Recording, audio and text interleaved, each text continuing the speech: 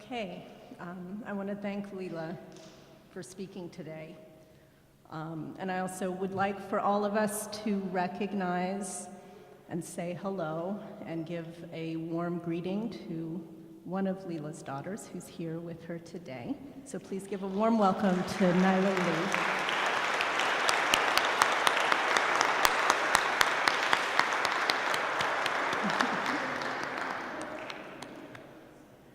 Okay, so Leela spoke to some of the conditions in our society that must be changed to ensure that there is social and economic environment where women and girls can grow and can thrive. Our social and economic environment is largely created and maintained by government policy, which is set by representatives of that tiny minority who have the resources to finance political campaigns these days, which naturally results in laws and policies that serve the interests of those who paid to put the politicians into office, not the interests of empowering women and girls.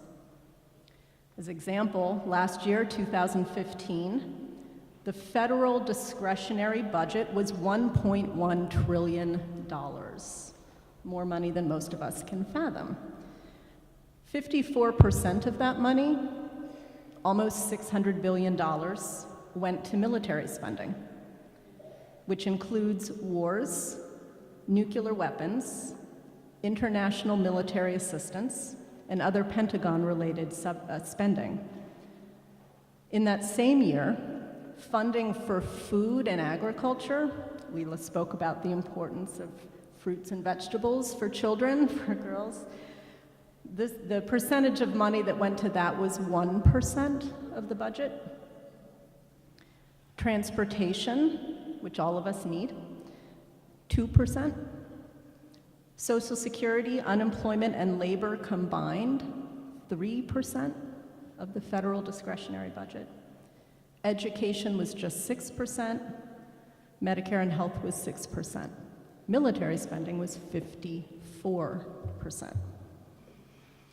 In relation to hunger and access to food, in 2016, this year in front of us, between 500,000 and 1 million of our country's poorest people will be cut off of the Supplemental Nutrition Assistance Program, SNAP, which is formerly known as the Food Stamp Program. So between 500,000 and 1 million people will be cut off of that program this year. This is due to Congress's 2014 cut of $11 billion from the program.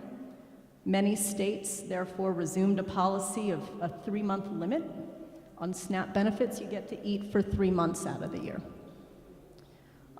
So they resumed a policy of a 3-month limit on SNAP benefits for unemployed adults aged 18 to 49 who aren't disabled or raising minor children. They don't get to eat.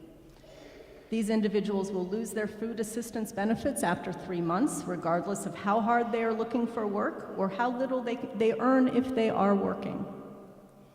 Eligibility was cut for both the number of households and the amount of aid they receive. Now, food stamps certainly are not any kind of solution to the inability of working people in our country to obtain sufficient nutritious food, but hunger is real and it's immediate. And a government policy which removes the ability to obtain food for our people does not take us further toward eliminating hunger or poverty, or improving health, or empowering women and girls. So we are going to have another speaker coming to speak about the Sustainable Development Goals, but before we move on to that next speaker, we have a performance. So I'm very happy to introduce our next performers, Janice Russell and Mike Weatherly. Yeah. Any of you who've been with us in previous years, I know why you're clapping, because you know what's coming. They have joined us for International Women's Day here for the last 3 years. And we are so very pleased to have them back again with us for our celebration this year. Janice is the musical director of the Inspirational Ensemble here at Lafayette Avenue Presbyterian Church, and she and Mike also play together frequently at jazz venues throughout the New York City area. So please welcome Janice and Mike.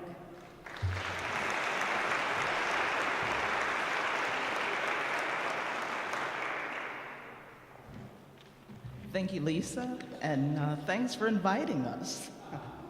It's so nice to be here. It's such a worthy cause, and I'd like to say I was so moved by her speech. It's just amazing. So I want to send these two songs out to her and to all women who should be empowered, all women who are going through anything.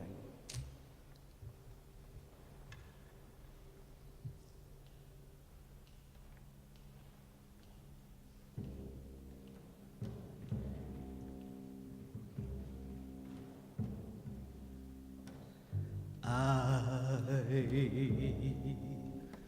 don't feel no ways tired. I've come too far from where I started from. And nobody told me the road would be easy. I don't believe he brought me this far to leave me. No, I don't feel no ways tired.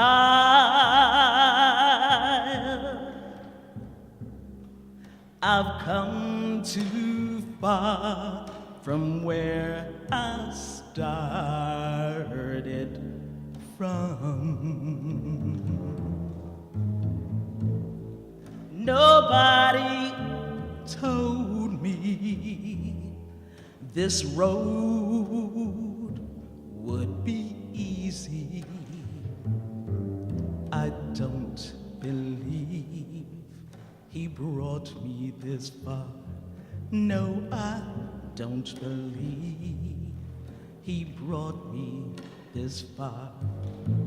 I don't believe he brought me this far.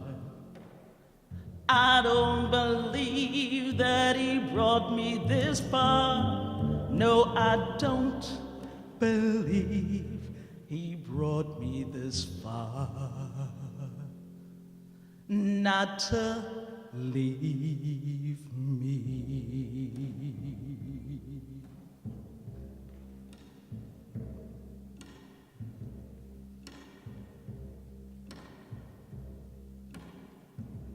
I am woman, hear me roar, in numbers too big to ignore.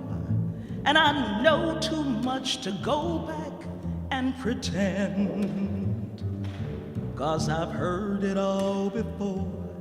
I've been down there on the floor. No one's ever gonna keep me there again. Oh, yes, I am wise, but it's wisdom born of pain. Yes, I've paid the price, but look how much I've gained. If I have to, I can do anything. I am strong, I am invincible, I am woman.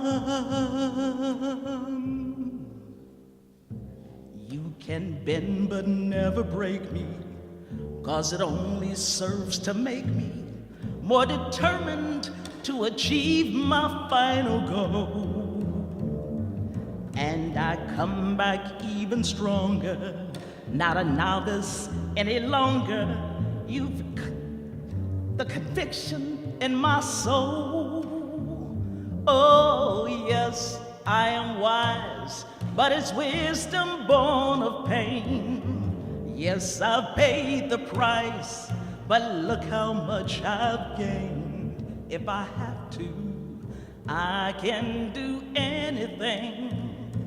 I am strong, I am invincible, I am woman. I am woman, watch me grow. See me standing toe to toe as I spread my loving arms across the land. But I'm still an embryo with a long, long way to go until I make the whole world understand. Oh, yes, I am wise, but it's wisdom born of pain. Yes, I've paid the price, but look how much I've gained. If I have to, I can do anything. I am strong, I am invincible. I'm strong, I am invincible. I'm so strong and invincible, 'cause I don't believe he brought me this far. I don't believe he brought me this far. He made me strong. He brought me this far, made me invincible. He brought me this far. I am strong, I am invincible, I am woman.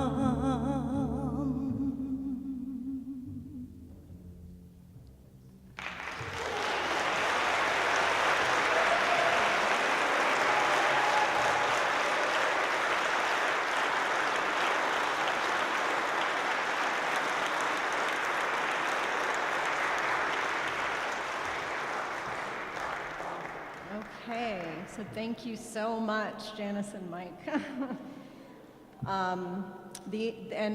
As I said, Janice is the musical director for the Inspirational Ensemble here, and they sing on the second Sunday of every month.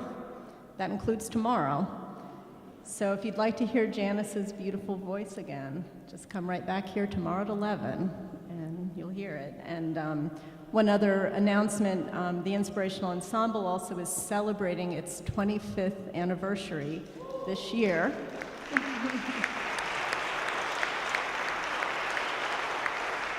And in celebration of that, they will be holding a concert here on May 15th. So anyone who wants to come for that, May 15th, right here, to celebrate the 25 years.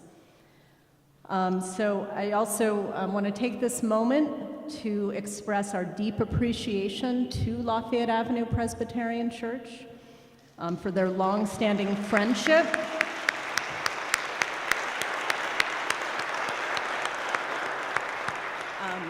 Their friendship and their support of Women's Press Collective goes back to 1997, and we deeply appreciate that. And we appreciate them hosting our event today in this very, very beautiful and very historic church.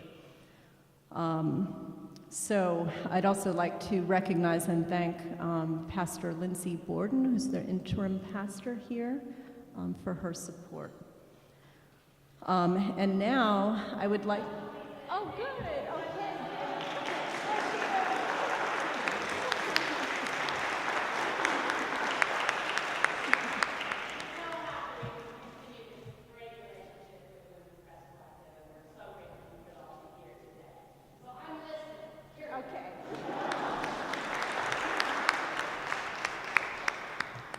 Okay, and so now I'd like to move on to our second speaker, Sister Celine Perumunda. She is the NGO representative of the Medical Mission Sisters to the United Nations.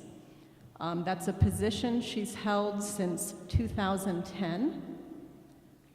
She is originally from India, where she spent over 10 years organizing at the grassroots level, working with Dalit women, formerly known as the Untouchables. And she worked as a teacher, an organizer, and a social activist. She is passionate about human rights and dignity of the marginalized people, especially women and girls. And Sister Celine will be providing additional education and explanation about the Sustainable Development Goals, in particular their gender-related aspects. And she does want to answer questions. She asked specifically that we make available question and answer period. So as she's speaking, think about the questions you have, things you want more information on in relation to the Sustainable Development Goals. And when she's finished speaking, a WPC volunteer, La Quinta, will have a cordless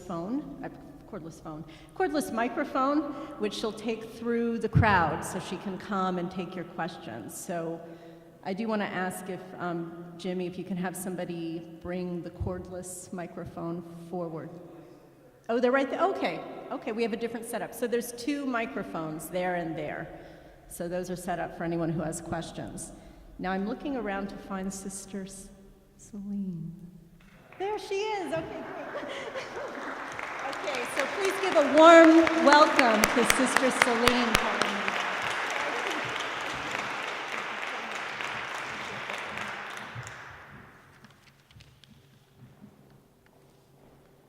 As we stand in this sacred space, I invoke the Divine Spirit to be with us, to enlighten us, to unite us, to be with us in this celebration.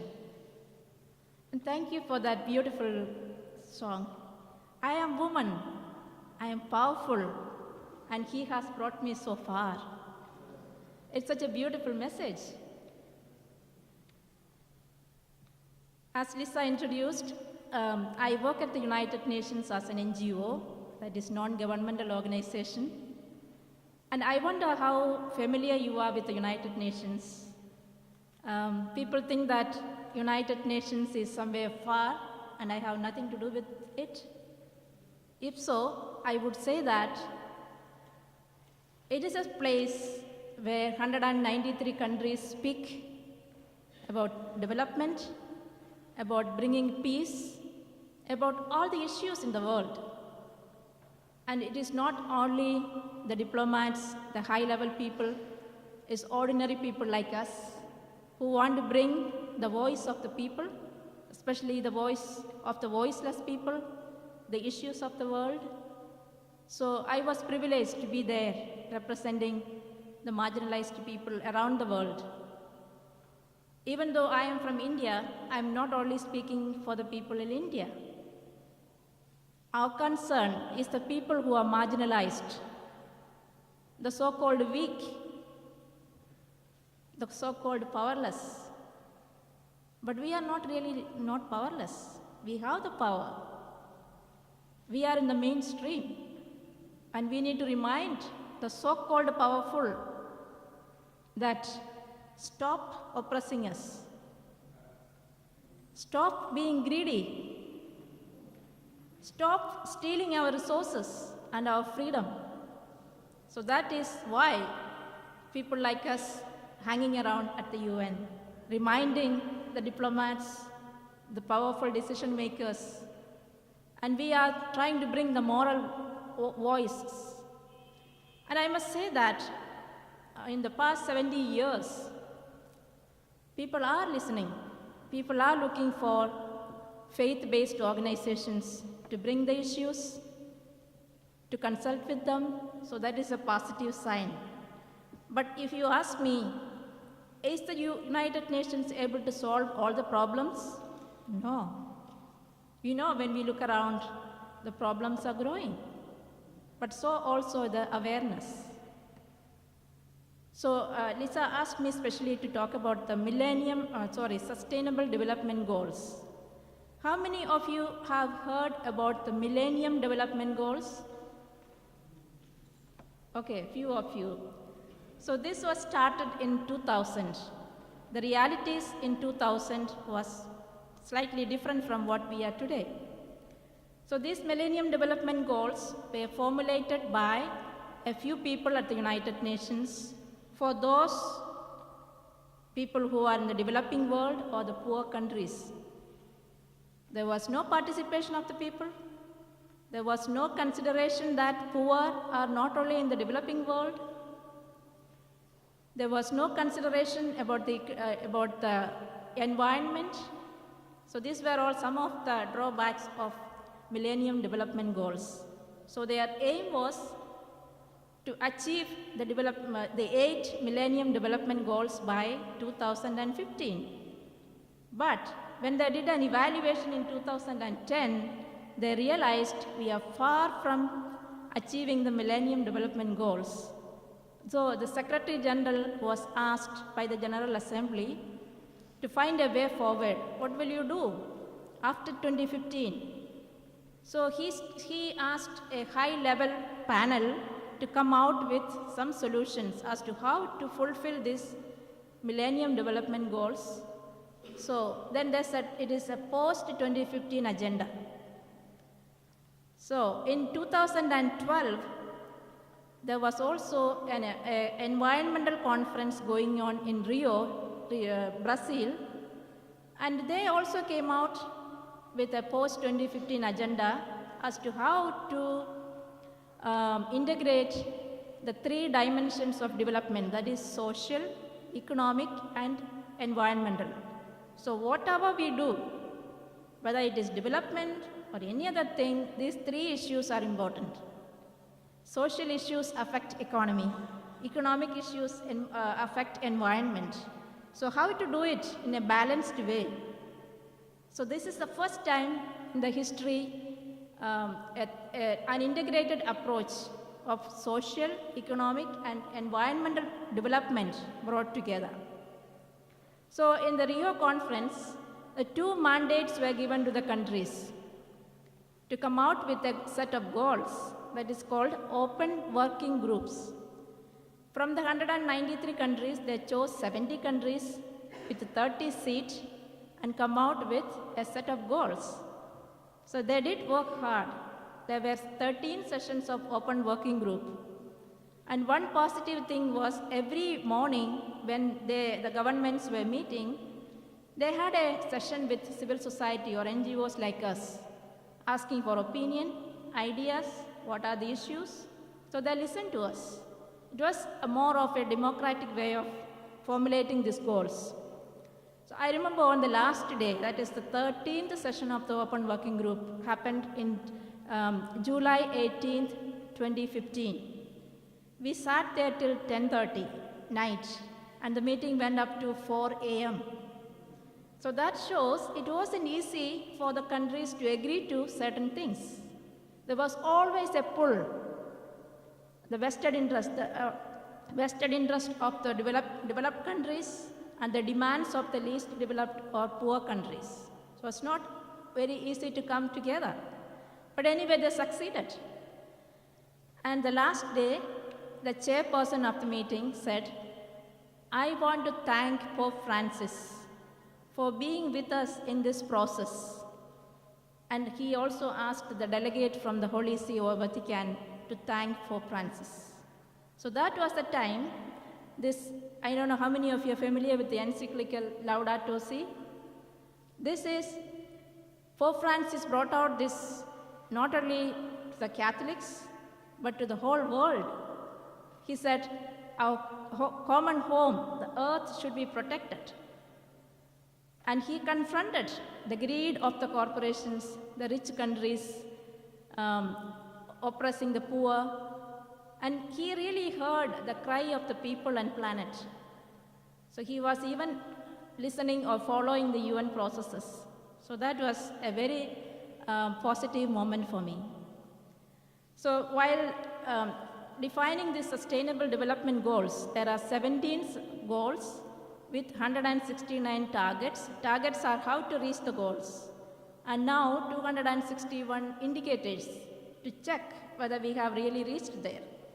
So there is a lot of work, documents, everything gone into this work, and the Secretary General gave a roadmap or a blueprint as to how to get to the Sustainable Development Goals. He gave out 6 points. 1, dignity of the people. So whatever you do, keep the dignity of the people. Second, people-centered development. So what is in the name of development, who is really developing? Are the people or the corporations or the rich people getting richer? So he said people-centered development. Third point, shared prosperity. People talk about prosperity. We want all to become rich and prosper. But share it. Don't keep it only in the hands of the 1%. And the next point was our planet. Protect our planet for our own future as well as the future of the coming generations. Then the 5th point was justice. If you really want to have a peaceful world, peaceful cities, we need to have justice. And finally, partnership. So without the partnership,